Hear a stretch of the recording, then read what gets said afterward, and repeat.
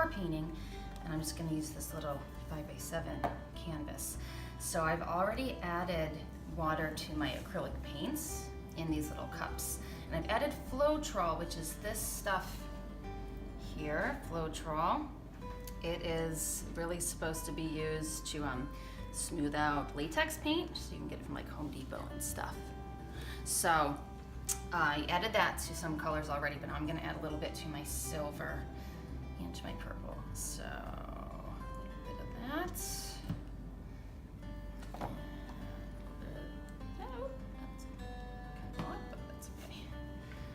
So I'm just going to stir that up, and then all of my paints will have water and floetrol added to it. So the water is just to thin it out so that it's fluid, and the floetrol is going to help us create some cells and make our paint smooth and make it go further. So I have silver, purple, blue, and black that I'm going to be using. Okay, so I also have some silicone ready. This is just treadmill belt lubricant, 100% silicone. Okay, I got this from Amazon, and I have a cup, a disposable cup. So I'm gonna start by just putting the colors that I'm gonna use one at a time into the cup. I'm gonna do first some purple. Let's see what this sounds. So I'm just gonna pour a little bit of purple straight in.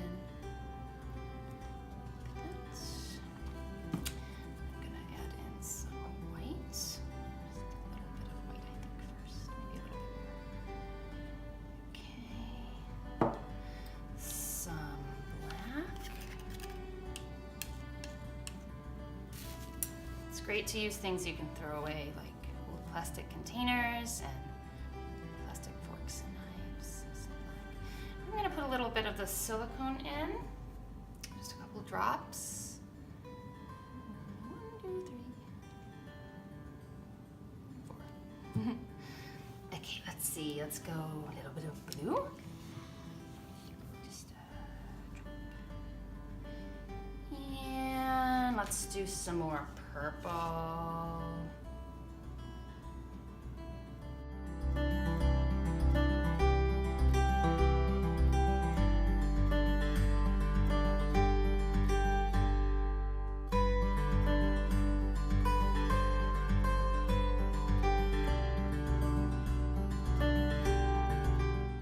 So now I have my canvas on top of something because some of the paint's gonna drip off, and I have newspaper underneath. So, let's do one more drop of silicone. All right, this is a dirty pour, so I'm going to just place the canvas over top of the cup. I'm gonna turn it over. I'm gonna set it here. Just gonna tap it to make sure that as much paint as possible is coming down onto the canvas. And now when I lift it up, all the paint's going to come out, and some of it's going to probably flow over the edges a bit. So what I could do, I'm gonna get a box. Just in case. I feel like I used a little too much paint. So to be safe, get some things out of my way. Let's see, just scoot this over here. There we go. This way, if it goes over, I don't really want to make a huge mess of my kitchen table. Okay, we ready? Ready. All right, up it goes. Ooh, this is gonna be a cool one. I really like these colors. Don't want to waste any paint, so I'm getting as much out as I can. The edges are going to be the sides that are the hardest for the paint to get to, so that's why I want to put any extra over there. All right, and you can see already all the cool cells we have from the silicone and the floetrol. As I turn the canvas, more and more are going to show up too.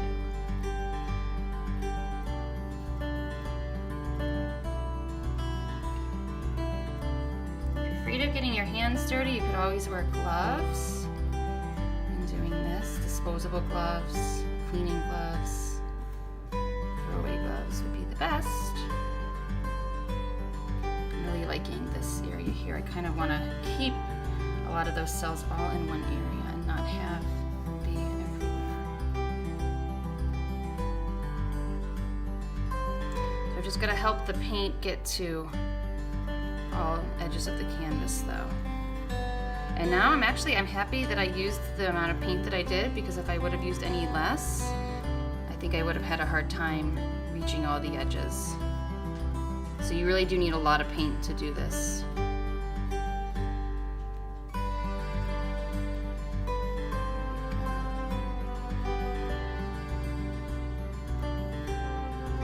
There's one more thing I can do once I get this to all the edges. I could use a torch to try to bring a little bit more cells out, and it pops air bubbles too.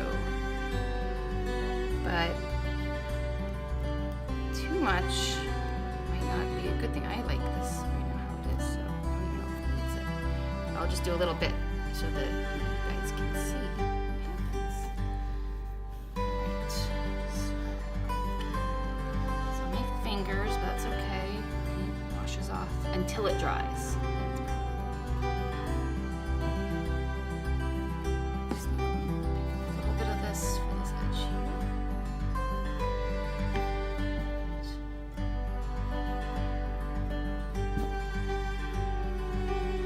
Okay, so now I'm going to use a butane torch. So I ordered this off Amazon, and you buy the fuel separately. And I'm going to just torch a few areas. I have the lights off so we don't have so much glare right now, but I don't want to create too many cells. I really like this part here, and I'm afraid that if I do too much to it, it's not going to look good. But let's just try like a little bit in here first. So you can see right there. See how that's bringing out more cells right there? So, okay, let's try over here a little bit and see how that reacted. So it pops air bubbles, and I don't know, I guess the heat just helps bring out more of those cells. Over some time as this dries, more cells can come out naturally too. So the heat is probably helping it dry a little bit more quickly in these areas.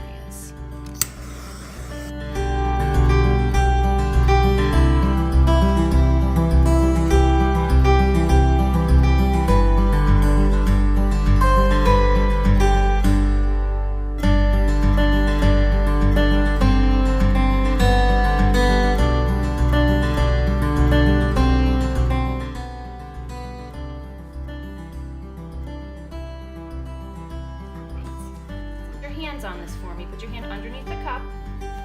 Ready? We're gonna flip it fast. 1, 2, 3, flip.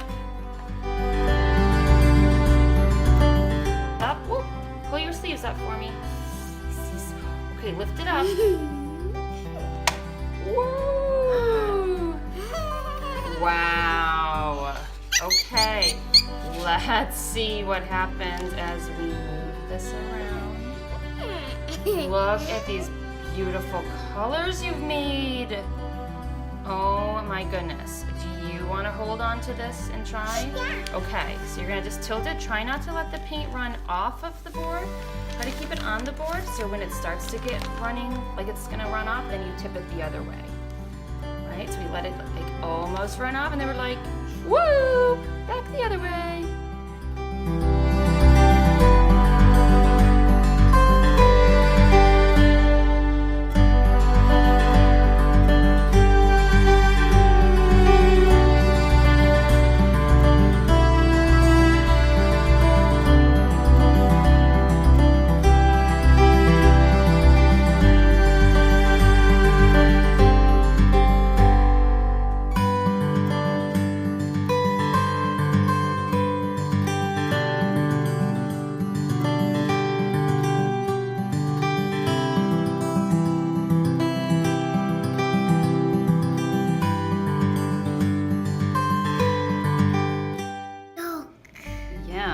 Look at your art.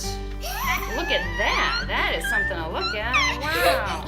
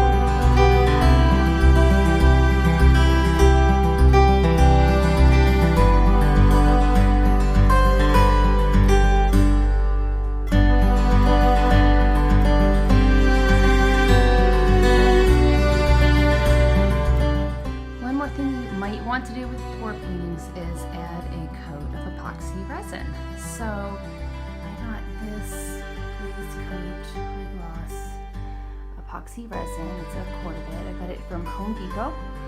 And this is supposed to be for like burnishing tables and stuff. But I put it over my pour paintings because when you create a pour painting, it looks so beautiful at first when it's shiny and the paint's wet. But then as it dries, it kind of gets like a little dull. Here, let me see if I can show you the comparison. So here is the acrylic pour painting that I made. It's now dry.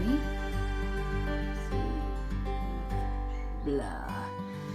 But now these ones here that I've added a coat of epoxy resin to, now they're shiny. So this is the one that I made in my video. I added a little bit of glitter to it too, just in one area. And then this is the other one that I made that you can see a bit of in my video. You can just see how shiny and glossy that is. So basically what you do for epoxy resin is you have to mix up equal parts of these two different liquids that come in.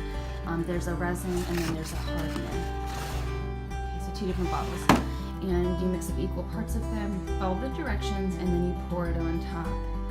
And it will, if you use enough, which you need to, it will run over, so you've got to have something underneath, like a plastic bag. And you want to raise it up so that it has a place to go. You can see like some is still dripping there.